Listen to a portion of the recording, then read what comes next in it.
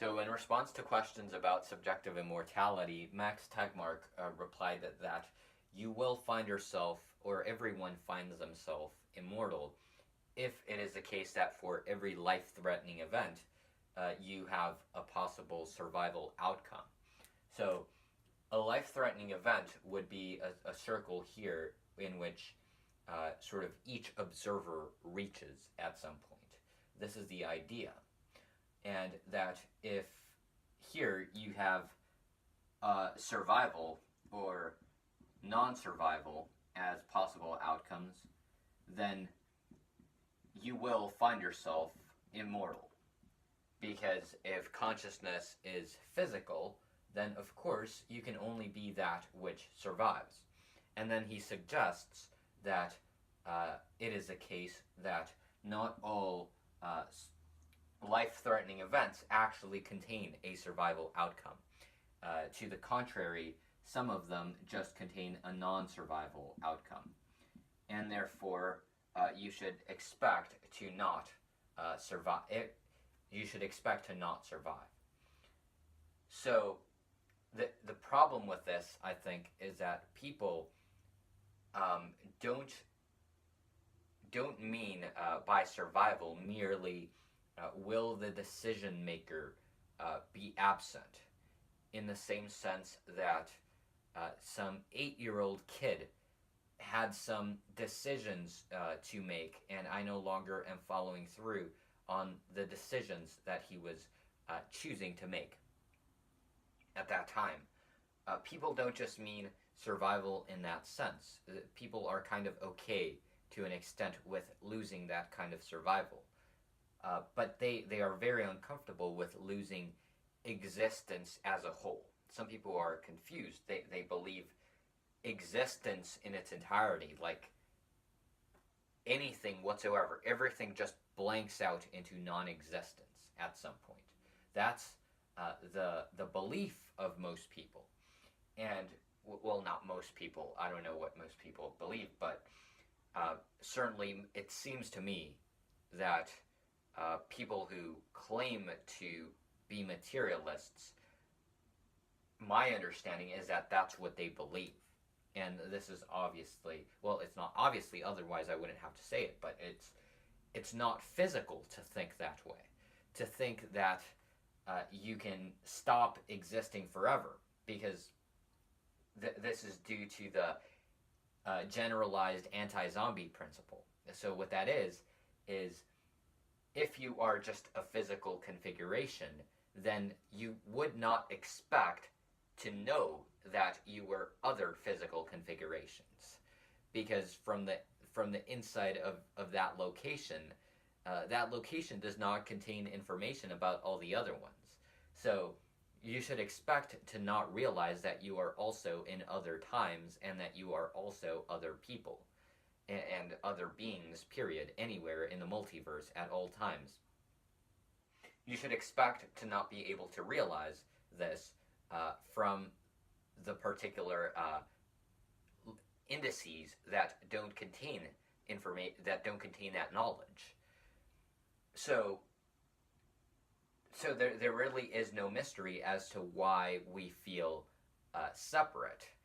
However, there is a mystery as to why there is a mystery as to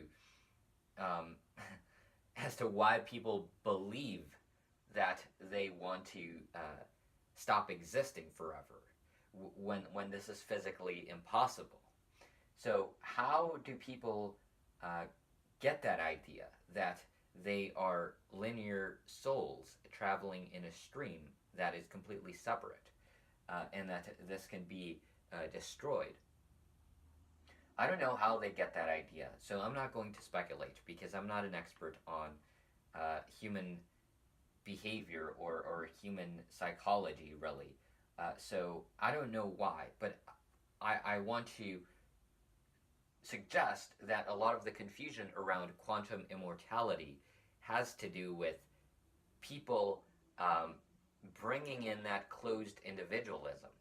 Closed individualism is the view that you are a bounded soul, that you are a separate consciousness, that is traveling somewhere and that can be obliterated at some point. It rests, of course, as I was saying, on not understanding quantum mechanics, for one thing, in which there is no fundamental identity to particles, for instance. An atom isn't actually a little billiard ball that has a persistent identity. So there is no place for identity. And even if you didn't know quantum mechanics, you would be able to deduce the same idea of a lack of continuity from the fact that all the atoms in your body are changing anyway, even if you imagine them, wrongly so, as little billiard balls. So there is no real argument anywhere for these linear narratives that arrive at death events, or that arrive at life-threatening events, in which case you get a selection of survival or non-survival. And then if you're physicalist here, you're always going to survive, right? And so that's the idea, that you should expect to eventually, if this is a possibility, this is a possible outcome for each life-threatening event, you should expect a scenario in which your person, not just us in the some being kind of sense, but you should expect that personally, like whatever decision maker got into the quantum suicide box, got into Schrodinger's box, that she or he, that particular little configuration, should expect to that the next moment should be very, very similar to it. That's the idea. That's what we mean by survival. So you always have a survival meter, right? Like, you're a person, and here you are, you're a decision maker, and you've got a little survival meter, and this is being depleted every single moment, right? This is being depleted. Now it's a little lower. Now it's a little lower, right? And so the idea is that you would always expect this survival. You would always expect to travel that linear path in which you only get degraded very, very little. You're just aging. Time is flowing, and this is the thing that people believe. Whereas if you hit non-survival, the idea is that this somehow becomes depleted all the way to zero, and then you are, and then there is no longer existence at all. But then that would be impossible physically, so you're always going to be that which survives. So this is wrong. This is an entirely wrong view of it. What is really happening is that in the case in which you have both are a gradual degradation. It just happens that one is far less gradual. And that those are really the only two possibilities. There is no such thing as a soul that was traveling which can be obliterated. So what happens in the survival, yes, it's this. It's that whatever decision maker got into the box is going to only degrade very slowly through time if he gets survival. And if he gets survival again, it's just another moment. It's happening already. You're just dying in the same sense that you're dying every moment. But if you go into non-survival, in other words, your box blows up, what's going to happen is very quickly you get degraded in terms of similarity. So the very next few moments, this depletion of your sort of what do you want to call it? Your observer meter, because you are some sort of observer, which has particularities. I mean, I'm not denying, obviously, you're a separate observer in the sense that we can identify a little subsection of the entire universal wave function and then look at that and compare it to other subsections. So it's not the case that there is a homogeneous soup of everything. Otherwise, we wouldn't be able to speak, right? We exist within an entropic system which contains different pieces that we can compare. So here, you just get depleted very quickly when you blow up. This happens. You just get blown up very quickly. And so what's going to happen is at all these stages of degraded computational complexity that occur, these can now be harvested by anything across the multiverse that may have computational resources and an interest in using these computations. In fact, probably these are already basic building blocks for computations wherever they're occurring. So, for example, it sounds counterintuitive, of course, to people, but you could have a toad, perhaps, a toad jumping off a little mushroom, and it's got computations in its brain that are running. Perhaps the toad itself is not self-aware, it's not conscious, due to lacking a large frontal cortex and so on, but it is nonetheless running certain computations in its brain, and those may be used, actually, those may go into creating the actual experiences. Algorithms can be built on top of those anywhere in the multiverse. You have instantaneous access to those resources, to those building blocks, computationally speaking. So this is very counterintuitive. I've never even seen anyone express this framework clearly, even though it is implied by computationalism. It is implied that not only do you have longer temporal grain than you would suggest, than your intuition would suggest, is experiencing stuff. So in other words, you could have an experience in which some memories were carved out over here, and then some memories were carved out and then these fit like a key into a keyhole way out here in the future light cone.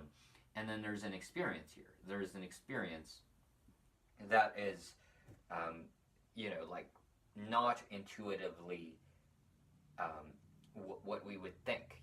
We think that there is some arbitrary cutoff. And also another thing, we think that our brain is like the universe knows to respect brains as having fundamental identities. So we think, oh yeah, the universe just knows this. This is just coded into the universe. This is some person, and that's a different brain, and this is a completely different brain. This is Kyrie and this is Riku. They're just two different people, and the universe knows that. It knows to respect this brain and not have computations go from here to anything that was caused or related to Riku. And that is not the case. Experiences are just happening from where they are happening, and they are happening to the screen of the universe itself. They're happening to themselves. There is no separation in screens. Like, this guy actually exists and has his own screen, and this is its own screen. Of course, we merge these brains somewhere in the future light cone, and then whose soul survives? Well, it's not the case that you were ever merging souls. It's the case that experience doesn't belong to anyone. It doesn't belong to souls. It's just happening from where it's happening. And this is the main insight that is so hard to get across to Westerners in general. Perhaps if you were brought up under Buddhism, you have an easier time understanding that notion. It may still be difficult because I think a lot of this is just hard-coded into your parietal cortex.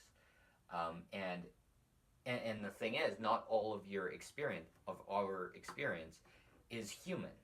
Probably the vast majority of it has absolutely nothing to do with humans. So you shouldn't assume that we feel separate everywhere. You just feel separate in the human indices. So that's really it. There is no flow of time because of the theory of relativity.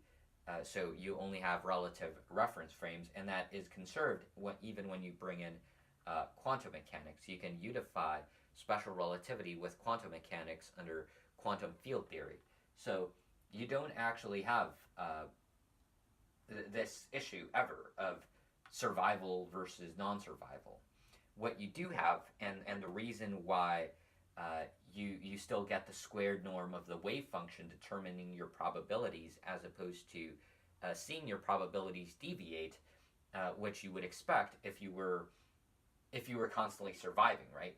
If you were this person that was traveling and you were constantly surviving, you would see, as that person, you would expect to see a deviation from the standard probabilities given by quantum mechanics, because now it's not 50-50. Now you expect 100% survival every time, and you could factor that in. You could use that.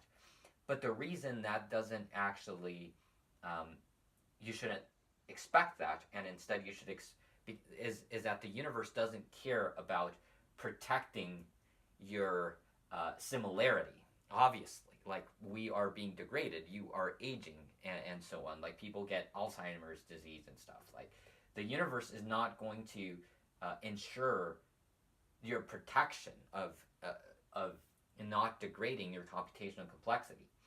To the contrary, it's still going to give you 50-50. So it is a case that if you get into a quantum suicide box, into Schrodinger's box, you will actually blow up half of the time. It just means that the other half of you, which is also happening, is surviving. And that is always the case. So what you should care about is then the sum being. Like, what is happening at the sum being, even if some locations don't know about the other locations. Like, it's ultimately the same screen, but it's like a split screen situation, right? Like, one little pixel doesn't know about the other pixel, but they're all occurring in the same screen. That's the way to think about it. And so if that's what's going on, which is, I mean, that is what's going on if you're just a physicalist. You have to care about the vast majority of your anthropic mass. What is really going on most of the time for me? What am I seeing most of the time?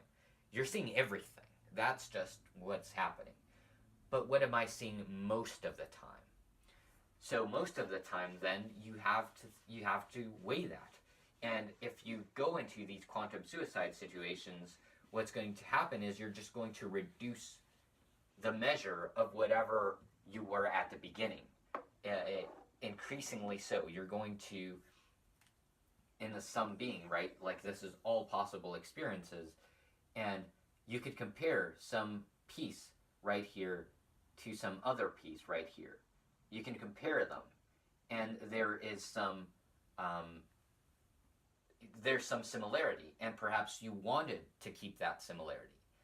And that similarity is kept, but it is kept only to the degree this contains a bar of sort of